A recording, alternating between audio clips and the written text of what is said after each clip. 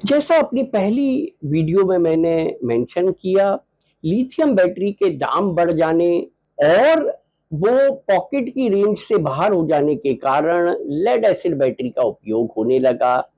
लेकिन सभी जानते हैं कि टेक्नोलॉजी वाइज जो फंक्शनैलिटी और जो विशेषताएं लिथियम बैटरी दे सकती है, वह लेड एसिड बैटरी कभी नहीं दे सकती।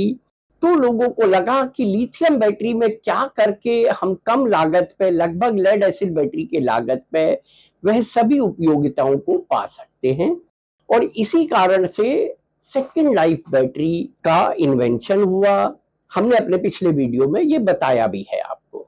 अब जानते हैं कि उसकी क्या उपयोगिता होती है। देखिए, लिथियम बैटरी वजन में काफी हल्की होती है लेड एसिड बैटरी के मुकाबले।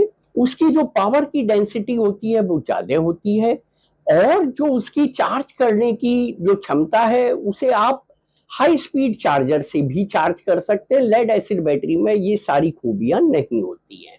अगर एक ए ग्रेड बैटरी का सेल जो कि किसी ऐसे इक्विपमेंट में यूज हो रहा है जिसमें सिर्फ ए ग्रेड बैटरी का सेल यूज हो सकता है, और एक लिमिट के बाद उसको प्रयोग से बाहर कर दिया जाता है।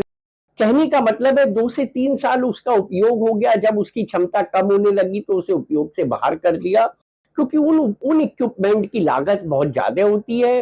और बैटरी की वजह से अगर उसकी उपयोगिता में कमी आती है तो उस उपकरण को, उस इक्विपमेंट को हमें बेनिफिट नहीं मिलता है, इसलिए बैटरी को उसके उपयोग से बाहर कर दिया जाता है। लेकिन ये एक कैटेगरी का सेल है जिसकी 3 से 4 हजार लाइफ साइकिल होती है, और 2 से 3 साल में हद से हद 1000-1200 लाइफ साइकिल यूज होती हैं। बची हुई 2 से 3000 साइकिलें आप आसानी से लो स्पीड इलेक्ट्रिक टू व्हीलर में यूज कर सकते हैं, या एनर्जी स्टोरेज सिस्टम में आप उसे यूज कर सकते हैं। और यही सेकंड लाइफ बैटरी सेलों की उपयोगिता है। लिथियम की जो सेकंड लाइफ बैटरी बनती है उसकी उपयोगिता यहीं से आती है कि उसकी लागत लगभग लेड एसिड बैटरी के बराबर हो जाती है, और जो उससे विशेषताएं मिलनी है वो सारी विशेषताएं आपको मिलती हैं।